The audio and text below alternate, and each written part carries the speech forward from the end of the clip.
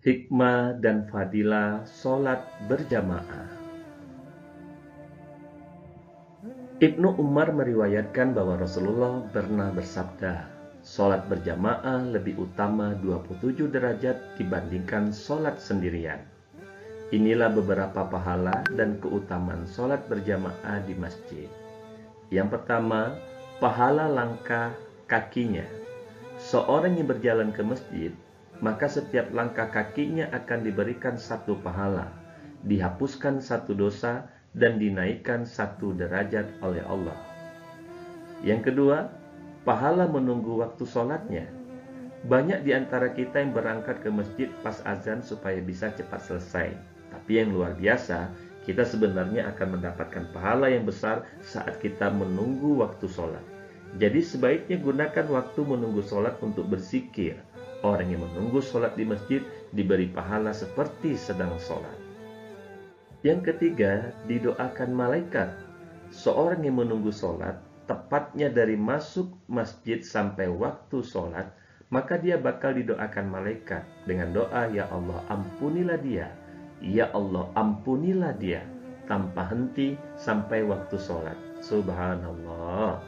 Yang keempat, mendapat naungan saat kiamat.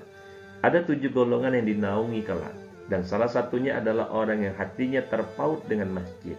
Seorang pemuda yang hatinya terikat dengan masjid, orang-orang itulah yang akan mendapat perlindungan dari Allah saat kiamat kelak. Yang kelima, malaikat ketika di saf terdepan, sesungguhnya para malaikat memberikan sholawat kepada orang-orang yang berada di saf pertama. Menanggapi sabda beliau, para sahabat bertanya, "Apakah juga kepada orang-orang yang berada di saf kedua, wahai Rasulullah?" Kemudian Rasulullah berkata, "Juga kepada orang-orang yang berada di saf kedua." Yang keenam, subuh dan 119 pahala. Seseorang yang melaksanakan sholat subuh berjamaah, maka orang itu akan mendapatkan pahala 119 kali dibanding sholat sendiri. Yang ketujuh, Isya dan 59 pahalanya. Seorang yang melaksanakan sholat Isya berjamaah, maka dia bakal dapat pahala 59 kali lipat. Yang kedelapan, zuhur, asar, maghrib, dan 27 pahalanya. Kalau sholat zuhur jamaah, asar jamaah, maghrib jamaah, masing-masing dilipat gandakan 27 kali kalau kita laksanakan secara jamaah. Yang kesembilan, pahala ketika sakit. Ketika kita sedang sakit dan tidak bisa ke masjid, setiap hari udah ke masjid, pada saat kita tidak ke masjid dan sholat di rumah, kita akan dapat pahala yang sama seperti waktu sholat di masjid. Subhanallah. Yang ke-10, terhindar dari sifat munafik.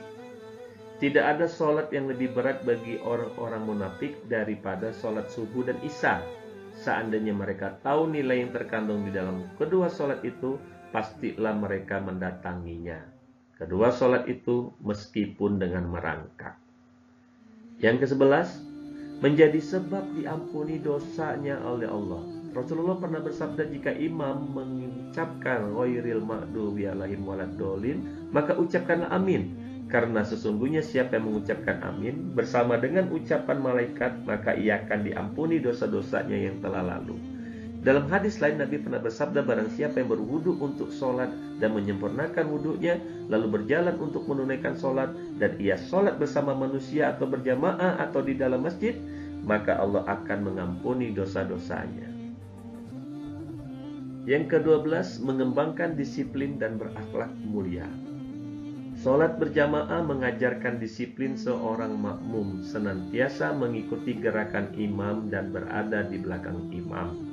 Hal ini tentu membiasakan melatih kedisiplinan dalam kehidupan seseorang, menghilangkan ego, perbedaan, dan dengan penuh kerendahan hati patuh dan taat pada pimpinannya, yaitu imam. Yang ke-13, tumbuhnya persaudaraan, kasih sayang, dan persamaan. Apabila kita bertemu 5 kali dalam sehari, maka akan tumbuh kasih sayang di antara sesama muslim. Dan jika suatu waktu ada saudara kita yang biasa berjamaah, kemudian beberapa waktu tidak bisa hadir di masjid, maka kita akan bertanya-tanya, ada apa? Atau mengapa ia tidak berjamaah? Seandainya jawaban yang didapat bahwa beliau itu sakit, maka kita akan bergegas menjenguk dan mendoakannya. Dan masih banyak lagi manfaat dan fadilahnya, seperti sebagai berikut. Solat seorang bersama seorang lebih utama dari solat sendiri, dan solat bersama dua orang lebih utama dari solat bersama seorang. Semakin banyak mereka berjamaah, semakin dicintai oleh Allah. Maukah kalian aku tunjukkan sesuatu yang dengannya Allah akan menghapuskan dosa dan mengangkat derajatnya? Para sahabat berkata, tentu ya Rasulullah. Beliau bersabda, dan memperbanyak langkah menuju ke masjid. Barang siapa yang menuju ke masjid untuk sholat berjamaah, maka setiap langkahnya menghapuskan dosa dan ditulis padanya satu kebaikan, baik ketika ia pergi maupun ia kembali.